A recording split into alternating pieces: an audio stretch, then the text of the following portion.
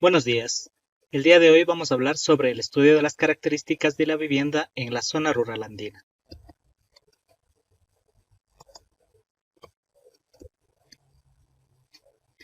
Nos vamos a orientar para esta investigación en tres objetivos. El primero, sobre la meta 1 del objetivo 11 sobre ciudades y comunidades sostenibles, en donde lo que buscamos es identificar las áreas de riesgo, las necesidades de la infraestructura y también las oportunidades de desarrollo que puede darse en estas ciudades. También en el objetivo 13, Acción por el Clima, Meta 1, lo que nos orientamos es en el impacto del cambio climático en las ciudades, las adaptaciones que puede tener la vivienda y la protección de la comunidad. Finalmente, en el objetivo 16, la Meta 1, es el identificar las zonas que podrían tener conflictos, tratar de prevenir dichos conflictos y mejorar la seguridad en las ciudades. Para poder alcanzar este objetivo, nosotros lo que realizamos es una investigación a lo largo de 4 años, en donde la primera parte era definir una zona cerca de la ciudad de Riobamba, las zonas aledañas, tanto urbanas como rurales, y clasificar cuáles son las tipologías existentes en la zona. De estas tipologías, una vez que se había analizado, la idea era encontrar cuál es la que más tenía ciertas características que podíamos utilizar en el diseño y en base a estas características realizar una propuesta de vivienda sostenible. En la zona de estudio nosotros identificamos unas zonas aledañas. La primera estaba dentro de las parroquias rurales de Guano. Particularmente trabajamos en la zona de Ela, Valparaíso y Chingazo Alto. También se trabajó en la zona de Punín, luego en Sixipamba, en Chambo y finalmente en Calpi y Licán. Vamos a ir viendo cuáles son las propuestas y las observaciones en cada una de estos lugares. Para el primer lugar, se realizó una investigación en el año 2021 con la ahora ya ingeniera Joana Coral, y las particularidades que encontramos aquí es que existía una vivienda de tipo portante con características muy propias del sector. Nosotros hicimos un levantamiento sobre la información de esto y notamos que estas estructuras eran bastante antiguas, más o menos de más de unos 80 años, y ya presentaban ciertas deficiencias a nivel estructural.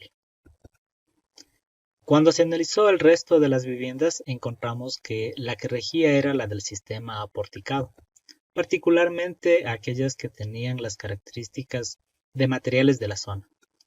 También se procedió a hacer un análisis de plantas para ver cuál es la geometría que mejor se adaptaba y también análisis de parámetros asociados a la construcción, como son parámetros sociales, ambientales y estructurales. En base a estas características, se propuso una forma estructural, se hizo un análisis en cuanto a consideraciones sísmicas y finalmente se realizó una propuesta de tipo arquitectónico. En esta propuesta lo que se puede notar es que el sistema que se eligió es un sistema aporticado con características de la zona, materiales madera, ladrillo y teja, con ciertas adaptaciones a particularidades actuales. Se puede notar que en la zona posterior está la zona de servicios, que estaba orientada especialmente a la producción de huertos urbanos para uso interno. La segunda investigación se realizó en el año 2022 a cargo del ahora ya ingeniero Gustavo Cuñiz. Se realizó un levantamiento de la información de la vivienda no patrimonial y nuevamente en base a todas estas edificaciones pues se fueron haciendo análisis en cuanto a alineamientos de firmeza, función, forma, contexto y sostenibilidad para las 3 tipologías que se encontraron en el sector. En base a estas observaciones, se propuso a realizar la propuesta de vivienda tanto en su sistema estructural principal como en el secundario. Y también la propuesta arquitectónica. Entre las particularidades de esta propuesta está el hecho de que tenemos zonas sociales especialmente para las reuniones de la comunidad. Resulta que las personas de este sector invitan a las personas vecinas para realizar eventos festivos. Otra particularidad también era la presencia de estos balcones que servían con el propósito social, pero también para la visualización de desfiles que se daban en la zona. En la parte de atrás se puede observar que existe una zona de huertos urbanos para consumo y un poco también para venta. La tercera zona que se estudió fue la de Sixipampa, que también corresponde al sector rural de Huánuco, que estuvo a cargo de las ingenieras Gloria Ábalos y Génesis Lema en el año 2022. Aquí se realizó un levantamiento de la información, creamos un archivo ArcGIS, en donde los atributos fueron definidos y se realizó un levantamiento exhaustivo de la vivienda que se encontraba ahí. También se hizo un análisis de fachadas, visualizando los elementos arquitectónicos, así como las formas.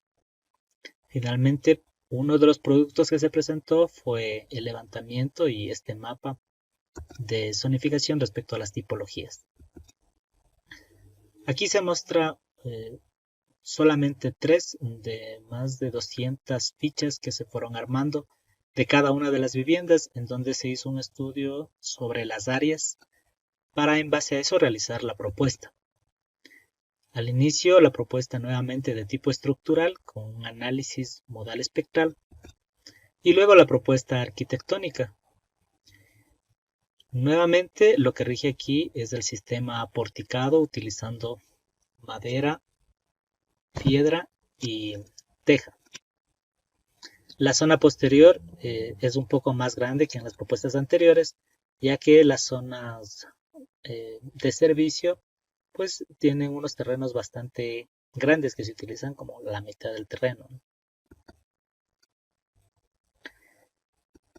El siguiente estudio se realizó en el 2023 a cargo de los ahora ya ingenieros Santiago Cachipulla y Brian Guamán. En la zona de Chambo se hizo un levantamiento de las zonas de la vivienda en la zona. Se retiró la vivienda que es no patrimonial de la patrimonial. Nuevamente se armó un archivo de ArcGIS.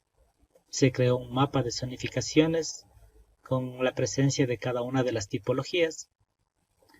Aquí se encontró que también aparecía muros portantes de adobe, también de tapial. Sin embargo, se propuso la forma estructural aporticada debido a condiciones sísmicas, ¿no? Entre las diferencias está que en este estudio pues se realizó un análisis a mano del pórtico y una comprobación con los paquetes informáticos. También se pensó bastante en el sistema constructivo, sobre todo en las conexiones de la madera y demás componentes estructurales.